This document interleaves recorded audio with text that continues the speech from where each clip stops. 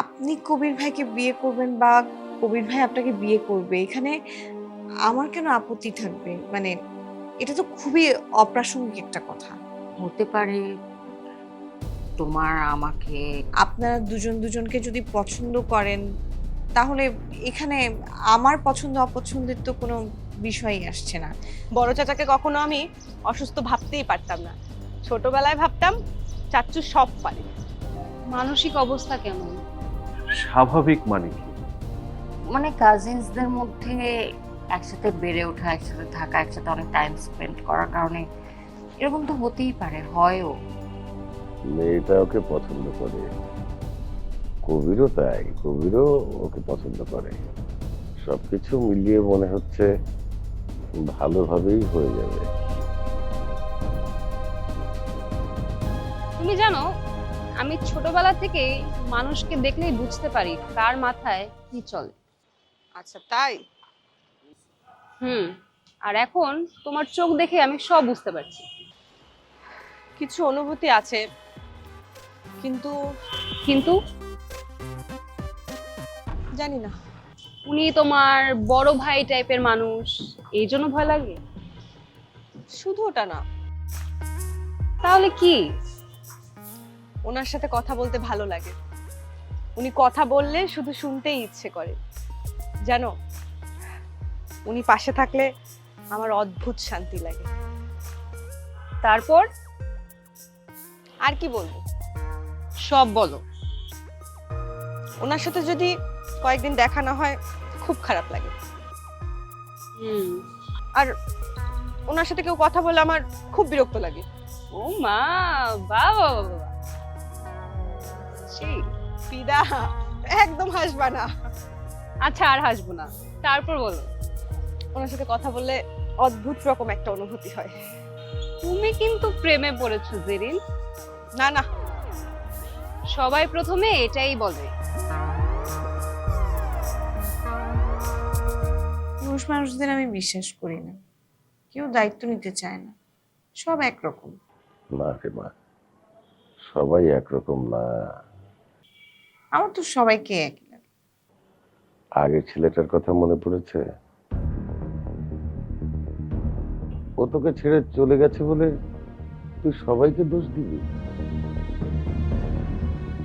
আরে আমরা তো আছি, আমরা তোকে ভালো জায়গায় দিয়ে দেব, দেখে শুনে তোর জন্য ভালো একটা ছেলে খুঁজে নিয়ে আসবে, যে তোকে সম্মান করবে, মর্যাদা দেবে। সবাই খারাপ না রে মা। তুই খুব ভালো মেয়ে রে মা, তোর জীবনে সুখ আসবেই। কবিরের বিয়েটা হয়ে গেলে তো একটা দায়িত্ব কমবে।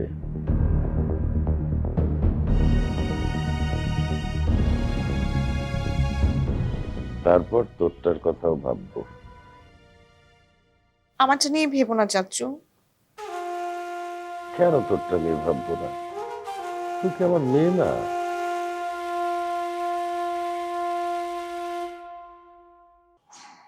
ভাইয়াকে বলো নাই কেন? আমি একটা মেয়ে হয়ে নিজের কথা নিজে কিভাবে বলি? এখনো এই চিন্তা?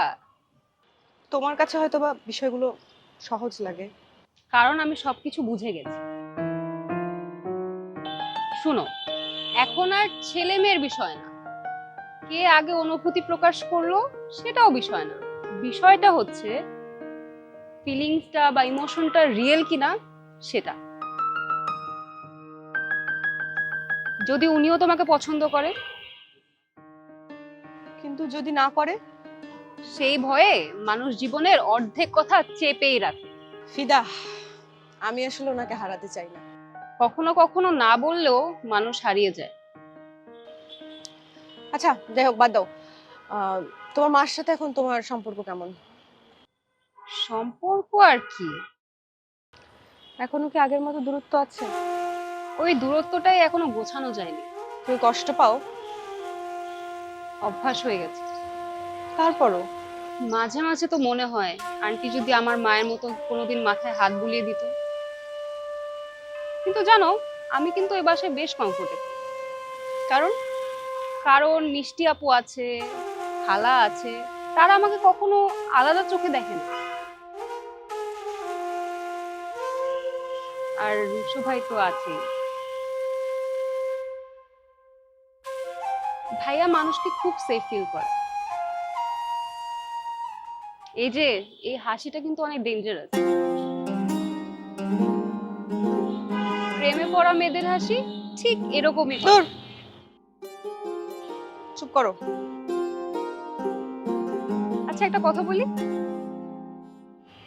বলো। যেদিন সাহস হবে সেদিন ভাইয়াকে বলবা?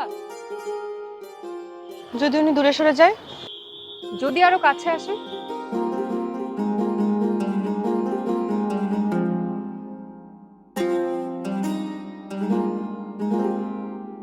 জীবনটা না অনেক ছোট জেরিন।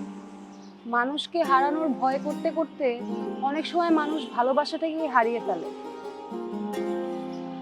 জানো ফিদা, আমি ভীষণ ভয় পাই। ভয় পেলেও হাল ছাড়া যাবে না, আরো শক্ত করে ধরতে হবে। চলো একটু বসি। চাটা কিন্তু মজাই হয়েছে। আমি তো চাটা ভালোই বানাই।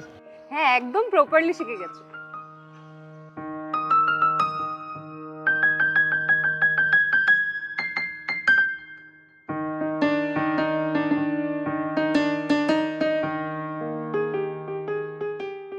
কিরে, কথা বলছিস না কেন? কথা বলতে ইচ্ছে হচ্ছে না, তুমিও চুপচাপ বসে থাকো, আমিও এখানে চুপচাপ বসে থাকি। তোর হাসি দেখলে আমার খুব ভালো লাগে রে মা। আমি তোকে সুখী দেখতে চাই।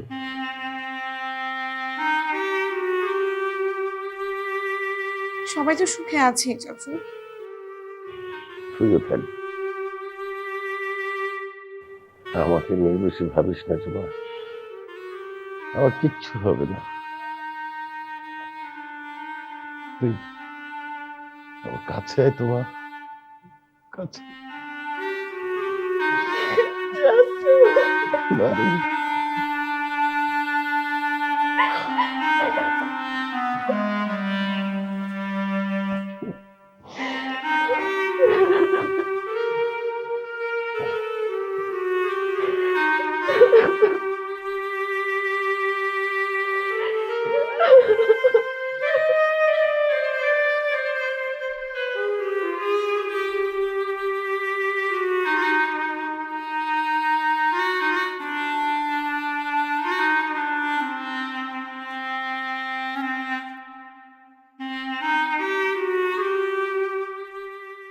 আরে ফ্রিদা, তুই কখন আসলি?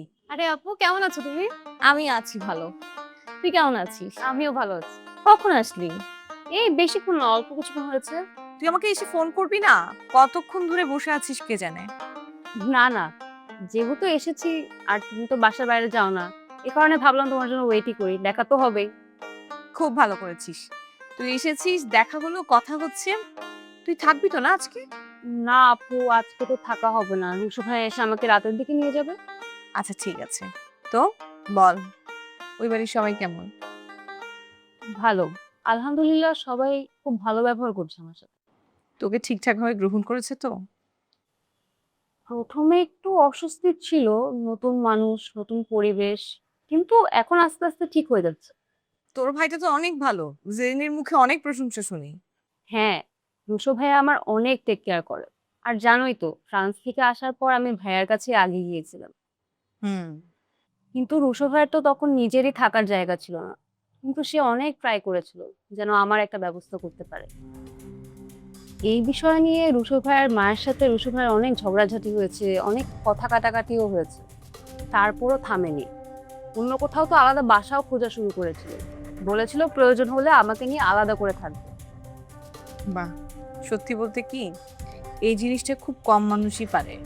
হ্যাঁ, এখন ঘটনাচক্রে ওই বাসাটা কেনা হলো। আর এখন সবাই মিলে ওই বাসাতেই আছে। রেখা খালা মানুষটা কেমন? খুবই মজার মানুষ, একদম সহজ সরল। তাই নাকি? হ্যাঁ, সারাক্ষণ রান্না বান্না নিয়ে ব্যস্ত থাকে। কি রান্না বান্না করে? নর্মাল রান্না তো করেই, তার থেকে বেশি করে এক্সপেরিমেন্টাল রান্না বান্না। এক্সপেরিমেন্টাল রান্না আবার কি রে? মানে ধরো নতুন নতুন আইটেম মিলিয়ে অন্য রেসিপি অ্যাড করে নতুন একটা রেসিপি তৈরি করে ফেলে, আর সবাইকে দিয়ে আমাদেরকে দিয়ে ট্রাই করা। বাহ, তাহলে তো তোদের অনেক মজার মজার খাবার খাওয়া হয়। হ্যাঁ, কিন্তু সবকিছু যে মুখে আবার ভালো লাগে তাও না। সত্যি বলছি, মাঝে মাঝে না বুঝতেই পারি না এটা কি মিষ্টি কোনো রেসিপি নাকি ঝাল, কিন্তু তারপরেও খেতে হয়। তারপরও খেতে হয়? অবশ্যই, না খেলে আবার খালা মন খারাপ করবে। ওহ, আমি তো খুবই মজা। নতুন নতুন জিনিসের মধ্যে তো থাকিস, লাইফ বোরিং তো লাগে না? হ্যাঁ, এটা ঠিক, প্রতিদিন নতুন কিছু না কিছু তো হয়। তোর মুখ দেখে মনে হচ্ছে কি জানিস, তুই এখন একটু ভালো আছিস। আগের চেয়ে ভালো আছে আপু। তোর মার সাথে ফাইনালি মিটমাট হলো? আচ্ছা থাক, বেশি ব্যক্তিগত হলে বলতে হবে না। না আপু, এরকম কিছু না। হ্যাঁ, ওই বাড়িতে উঠেছি ঠিকই, কিন্তু রুশো ভাইয়ের আম্মুর সাথে এখনো তেমন খুব বেশি কথা হয়নি। দেখ, আশা করি ধীরে ধীরে সবকিছু ঠিক হয়ে যাবে। আমিও তাই আশা করি আপু। মানুষ একসাথে থাকতে থাকতে আবার কাছাকাছি আসে। হুম। তুই অন্তত এখন নিজের মানুষদের মধ্যে আছিস, এটা তো অনেক বড় কথা। সেটাও ঠিক। আচ্ছা, জেরিন কোথায়? এখানেই তো ছিল, একটু আগেই কোথায় যেন গেল। এখানেই আছে হয়তো। জেরিন কিন্তু তোকে খুব পছন্দ করে। তাই নাকি? আরে তুই চলে যাওয়ার পর কি কান্নাকাটি করেছে তুই জানিস? আমি তোকে বুঝিয়ে শেষই করতে পারছি না যে এত কান্নাকাটি করার কি আছে। ফিদা তো আসবেই, তোকে অনেক মিস করেছে। আসলে জেরিন না খুবই ইমোশনাল। একদম বাচ্চাদের মতো। আর এই কদিনে না জেরিনের সাথে আমার খুব ভালো একটা ফ্রেন্ডশিপ হয়ে গেছে। এই কারণে হয়তো আরো বেশি মিস করেছে। আমারও তো খুব খারাপ লাগে জেরিনের জন্য, ওর কথা অনেক মনে পড়ে। একসাথে থাকলে অনেক মায়া পড়ে যায়, তাই না? হ্যাঁ, থাকতে থাকতে তো মানুষের একটা অভ্যাস হয়ে যায়। তুই ছিলি বলে ঘরটা অনেক জমজমাট ছিল। আমার এখানে থাকতে খুব ভালো লাগতো আপু। আবার আসবি তো? অবশ্যই আসবো, তোমাদের সাথে যদি যোগাযোগ না রাখি আমারই অনেক খারাপ লাগবে। এই তো, ভালো কথা। আর প্লিজ তুমি জেরিনকে একটু বুঝিও, ও যেন আর কান্নাকাটি না করে। আরে ধুর, ও একদমই বাচ্চা, ওকে যদি আমি বলিও তাও বুঝবে না। ওর কান্নাকাটি ও করবে। তুই মাঝে মাঝে ফোন করিস, যোগাযোগ রাখিস, তাহলে দেখবি মন ভালো থাকবে। হ্যাঁ, আমি ওকে এভরিডে কল করি।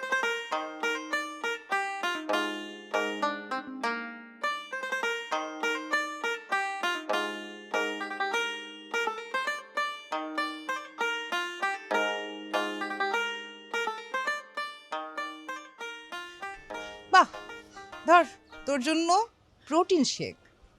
বাহ, থ্যাংক ইউ, ভালো বানাইছিস। Thank you. তো সকাল সকালে তো আপ্যায়ন। আরে আপ্যায়ন না, আপ্যায়ন কিসে, তোকে আবার আপ্যায়ন করতে হবে নাকি?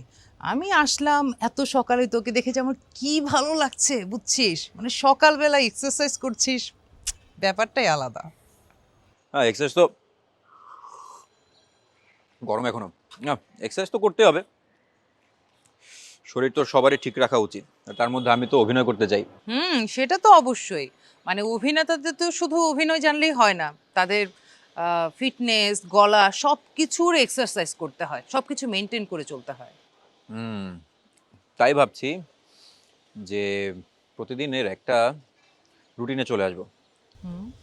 সকালবেলা উঠে হয়তো একটু জগিং, একটু বডি এক্সারসাইজ, একটু বডি ওয়েট এক্সারসাইজ, এরপর হয়তো কিছু যোগ ব্যায়াম, কিছু যোগা, এরপর হয়তো ভোকাল কর্ডের কিছু ব্যায়াম করব। দারুণ। আসলে তো প্রত্যেকটা মানুষেরই কিন্তু এটা করা উচিত। তুই ধর যে নিজের জন্য একটা নির্দিষ্ট টাইম যদি আমরা বের না করি তাহলে তো আমাদের শরীরটা ভালো থাকে না। তাই প্রতিদিনই এক্সারসাইজ করা উচিত। একদম সত্য, ট্রু। শরীরটাই তো আসল বুঝি। রাইট। জানিস, অক্ষয় কুমারকে নিয়ে না আমি একটা দারুণ কথা শুনেছিলাম। এই মানুষটা নাকি 3 দশক ধরে ভোরের একটা সূর্যোদয়ও মিস দেয় না। হ্যাঁ, এই জন্য তো লোকটা এত বছর ধরে এখনো টিকে আছে। সে প্রতিদিন শরীর চর্চা করে, প্রতিদিন সূর্যোদয় দেখে, সে সব কিছু মেনটেন করে চলে। দেখ, এই জন্য তো এই মানুষটা এতদিন ধরে টিকে আছে।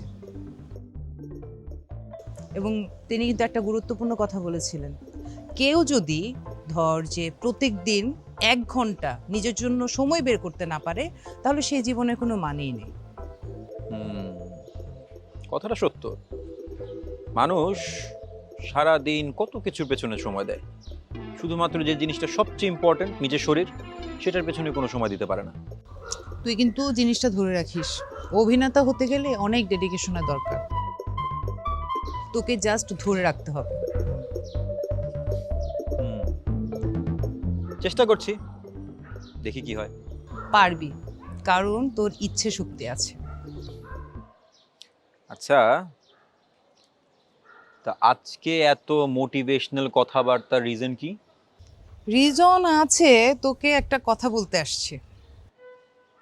কি কথা? আমি রেস্টুরেন্টটা করতে চাই। রেস্টুরেন্ট? কোন রেস্টুরেন্ট? আরে, তোদের সাথে না আমি প্ল্যান করলাম, তোর সাথে না আমি প্ল্যান করলাম, সেই রেস্টুরেন্ট। ও, সেটা তো ভালো কথা, করবি, তাতে সমস্যা কি? আরে, সেই ব্যাপারেই তো তোর সাথে প্ল্যান করতে আসলাম, যে কিভাবে কি করা যায়। ও, সেই ব্যাপারে প্ল্যান? না, আমি তো তোর সাথে কোনো প্ল্যান করব না। তোর সাথে প্ল্যান করে কোনো লাভ নেই। মানে? তুই বলবি সব, কালকে দেখা গেছে আজকে ঠিক আছে সবকিছু, কালকে বলবি সব নষ্ট, বলবি সমস্যা আছে, এরপর বলবি আজকে ঠিক আছে না, কালকে না, কালকে না, পশু পশু না, এই সেই সমস্যা, এই অজুহাত দিতে দিতে দিতে দিতে সময় নষ্ট। আমি তো আসলে নিজের সময় নষ্ট করতে চাই না। আরে না না, এবার আমি সত্যি সিরিয়াস। তোর তোর এই সিরিয়াসনেস আমি আগেও দেখছি। আরে, ওই সময় পরিস্থিতি তো আলাদা ছিল। মানে আসিফ এত ঝামেলা করছে যে তোর আমার তখন মাথায় নষ্ট হয়ে গেছে। আসিফ? হুম। আসিফ ভাই কি করছে আবার? ওই যে ভাতের হোটেল দিবা, আমি তো টাকা ইনকাম করি, তোমার আবার কেন ইনকাম করতে হবে, এই সব আর কি। তারপর ঝগড়া ঝামেলা, মেজাজ খারাপ, তারপরে আর কি আমার এসব করা হয়নি। কিন্তু এখন কিন্তু আমি খুব সিরিয়াস। তোর সিরিয়াসনেসের কোনো গ্যারান্টি আমি পাই না।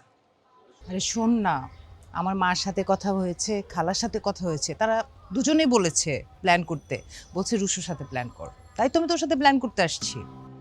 খালাও বলছে? হ্যাঁ, অনেক কথা হয়েছে আমাদের। আচ্ছা,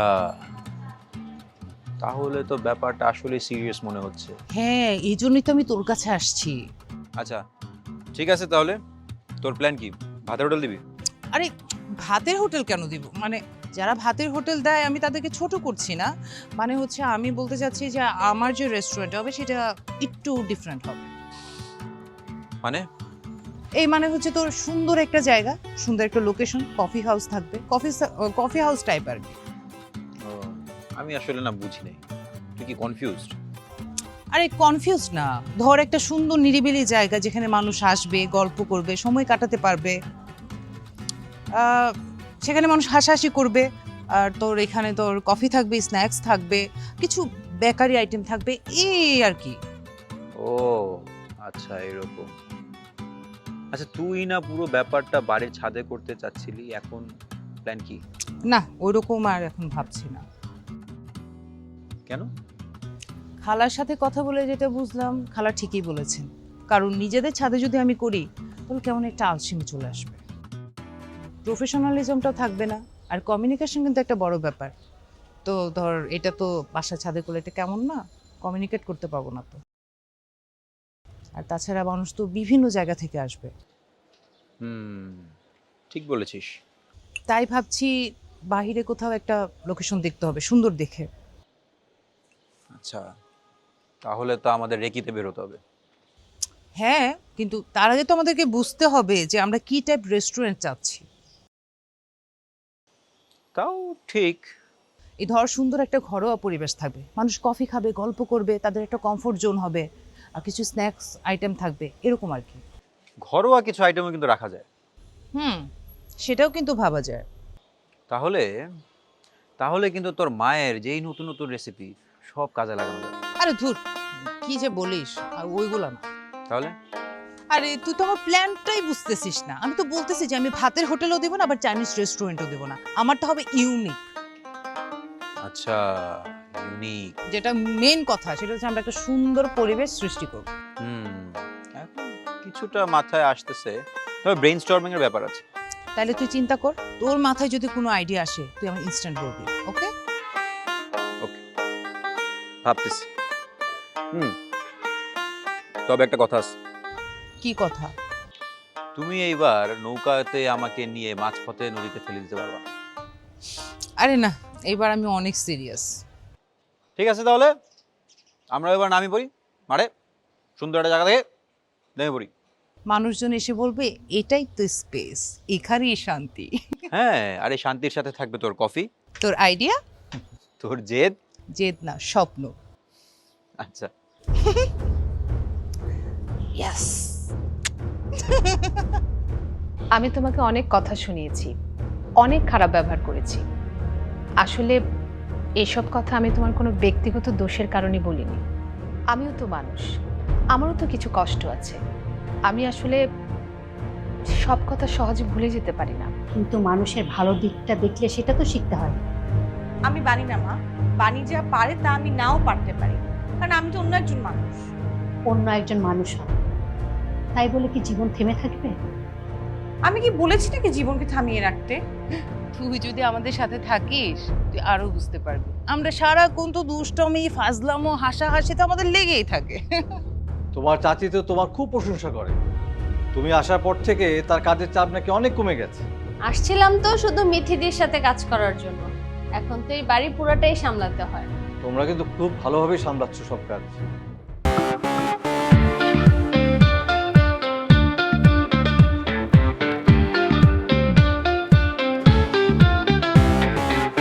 চোরাস্তে ভাসি, বালির ঘর বাঁধি, স্বপ্নের ফেরিওয়ালাটা দিয়ে যায়।